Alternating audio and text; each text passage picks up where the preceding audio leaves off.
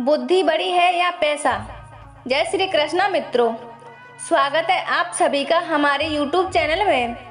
दोस्तों, आज की कहानी बहुत ही ज्ञानवर्धक एवं मोटिवेशनल है। ये कहानी आपको बहुत बड़ी सीख दे करके जाएगी। इस कहानी में आज हम आपके लिए बताएंगे कि बुद्धि बड़ी है या पैसा। ये कहानी बहुत ही शिक्षाप्रद होने वाली है। आपसे निवेदन है, बने रहिए कहानी के अंत तक। दोस्तों, एक बार की बात है, किसी देश में एक राजा राज्य किया करता था। उसके लिए पैसा ही सब कुछ था।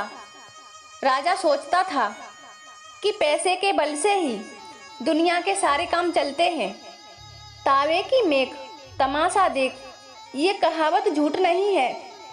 राजा सोचता था कि मेरे पास अटूट धन है, इसीलिए मैं इतने बड़े देश का राजा हूँ। मेरे सामने लोग हाथ जोड़े खड़े रहते हैं। मैं चाहूँ तो रुपयों की सड़क डलवा सकता हूँ। मैं अगर चाहूँ तो आसमान में सर उठाए इन पहाड़ों को खोदकर फिकवा सकता हूँ।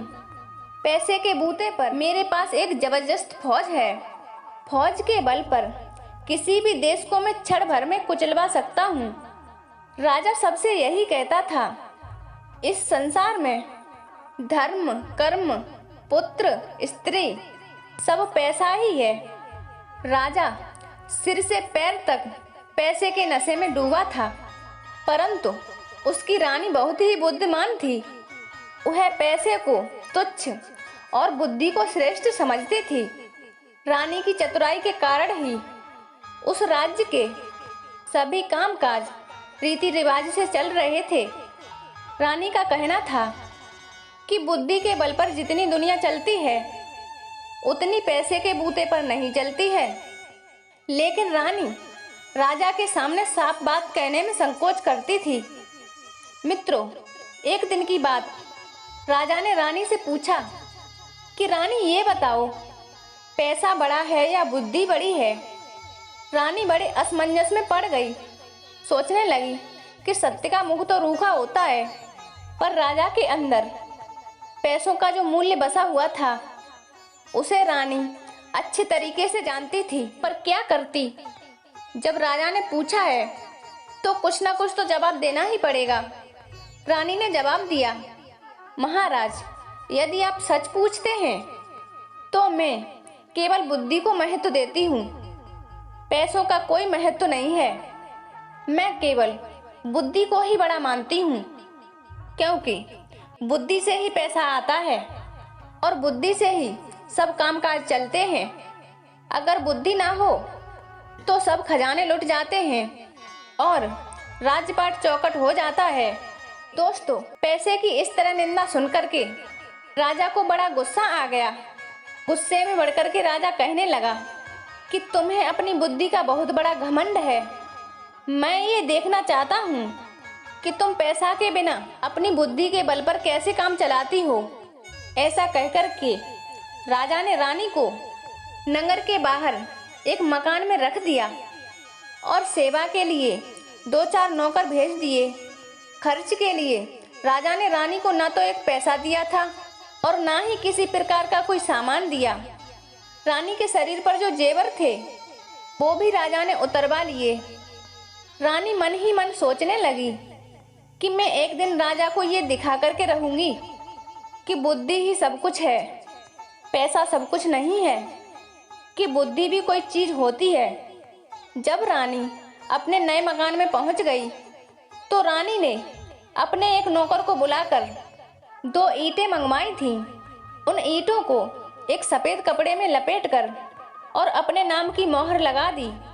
तब नौकर से कहा, मेरी ये धरोहर तुम उस लल्लू सेठ के यहाँ रख करके आओ और कहना रानी ने ये धरोहर भेजी है और इसके बदले में रानी ने 10,000 रुपये मंगाए हैं, और कहना कुछ दिनों के बाद में ये धरोहर वापस कर ली जाएगी और तुम्हें मैं सूत के तुम्हारे रुपए वापस कर दिए जाएंगे। जब नौकर उस धरोहर को लेकर के सेठ के यहाँ पर पहुंचा तो सेठ ने उस धरोहर पर रानी की मोहर लगी हुई देखी तो सेठ समझ गया इसमें रानी की कोई कीमती चीज जरूर होगी। इसमें रानी के कीमती गहने होंगे।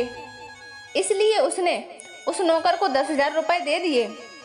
रुपयों को लेकर के वो नौकर रानी के पास में आया। तब रानी ने उन रुपयों से व्यापार शुरू किया। नौकर चाकर लगा दिए और रानी स्वयं उस व्यापार की देखरेख करने लगी। कुछ ही दिनों में रानी ने उस व्यापार से बहुत ही पैसे कमा लिए और उस सेठ के भी 10,000 रुपए वापस कर दिए। उसके बाद भी रानी के पास काफी धन बच गया।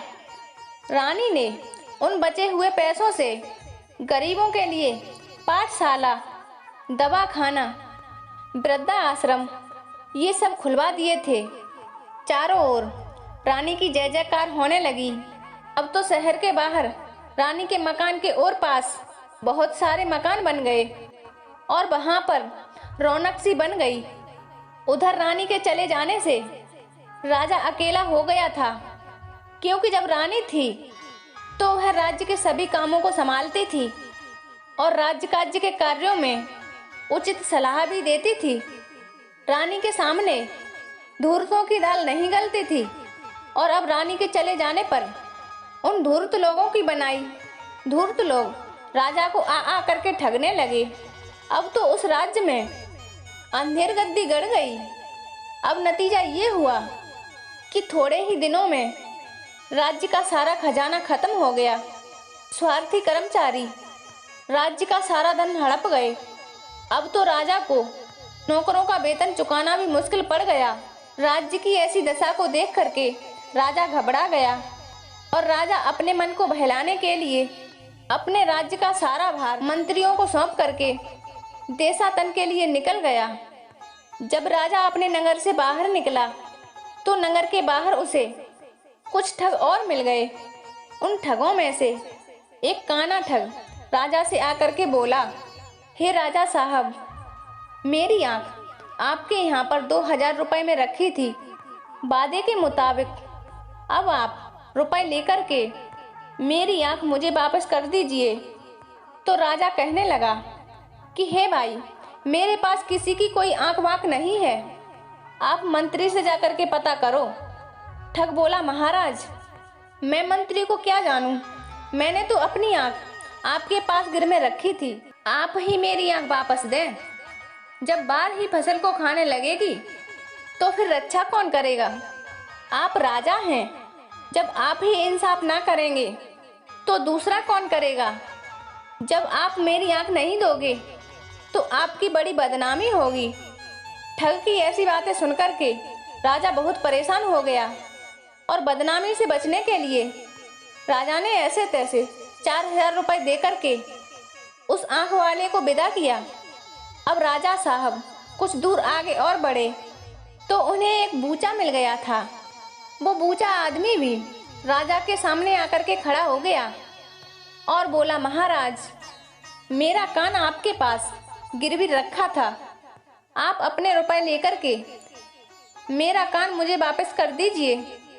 तब राजा ने उस बूचे को भी 4,000 रुपए देकर के उस बूचे आदमी से पीछा छुड़ाया। इस तरह से राजा के रास्ते में कई ठग आए, रुपयों को ठग करके चले गए। राजा साहब जो भी रुपए पैसे लेकर के अपने साथ आए थे वो इस तरह से सभी ठगों ने रास्ते में लूट लिए। अब राजा खाली हाथ ही चबोला के देश में पहुंच गए। कुमारी चौबोला उस देश की राजकन्या थी। उसकी एक शर्त थी कि जो आदमी मुझे जुए में हरा देगा मैं उसी के साथ में शादी करूंगी। वो राजकुमारी बहुत सुंदर थी। दूर दूर के लोग उसके साथ जुआ खेलने आते थे और हार कर जेल की हवा खाते थे और सैकड़ों राजकुमार जेल में पड़े हुए थे। मुसीबत के मारे वे राजा साहब भी उसी देश में पहुंच गए। चौबोला की सुंदरता की खबर उनके कानों में पड़ी तो उनके मुंह में भी पानी भर आया। तो उनकी इच्छा उस राजकुमारी से विवाह करने की हुई। दोस्तों, राजकुमारी ने महल से कुछ दूरी पर एक बंगला बनवा दिया था। विवाह की इच्छा से आने वाले लोग उसी बंगले में ठहरते थे। राजा भी उसी बंगले में जा पहुंचे। पहरेदार ने तुरंत उस बेटी को खबर दे दी। थोड़ी देर के बाद एक तोता उड़ करके आया और राजा की बाहों पर बैठ गया। उसके गले में एक चिट्ठी बंधी हुई थी जिसमें विवाह की शर्तें लिखी थीं। अंत में ये भी लिखा था, यदि तुम जुए में हार गए तो तुम्हें जेल की हवा खानी पड़ेगी।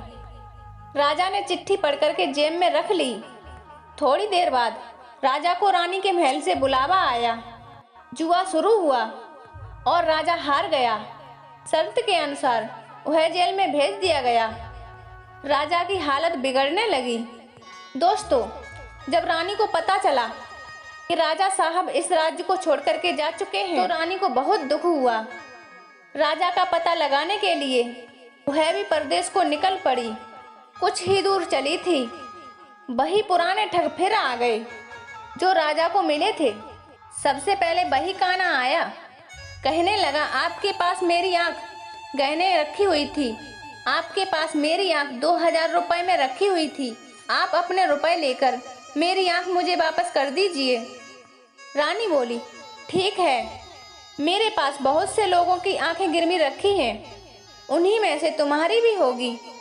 तुम एक काम करो, तुम अपनी दूसरी आंख निकाल कर मुझे दो, मैं उसके तौल के बराबर आपकी आंख आपको वापस दूंगी। रानी का जवाब सुनकर ठग की नानी सी मर गई। वह बहुत घबरा गया। रानी बोली, देर मत करो, दूसरी आंख जल्दी से निकालो, उसी के तौल की मैं आपकी आंख आपको वापस दूंगी। ठग हाथ पैर जोड़ करके माफी मांगने लगा। बोला, हे सरकार, मुझे आंख वाँख कुछ नहीं चाहिए, मुझे जाने की आज्ञा दीजिए। रानी बोली, नहीं, मैं किसी की धरोहर अपने पास रखना नहीं चाहती हूँ, तुम जल्दी से अपनी आंख को निकाल करके मुझे दो, नहीं तो मैं सिपाहियों से कहकर तुम्हारी आंख निकलवा लूंगी।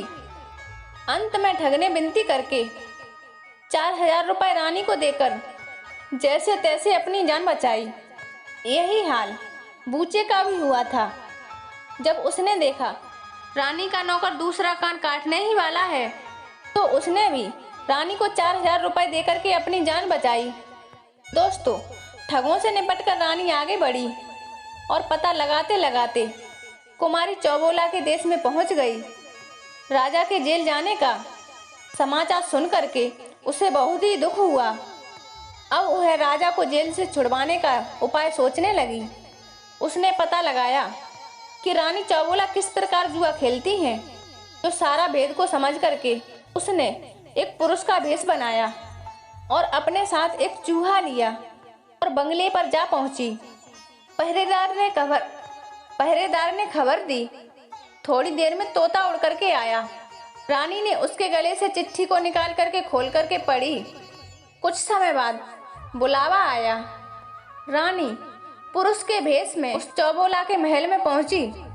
इन्हें देखकर चौबोला का मन न जाने क्यों गिरने लगा।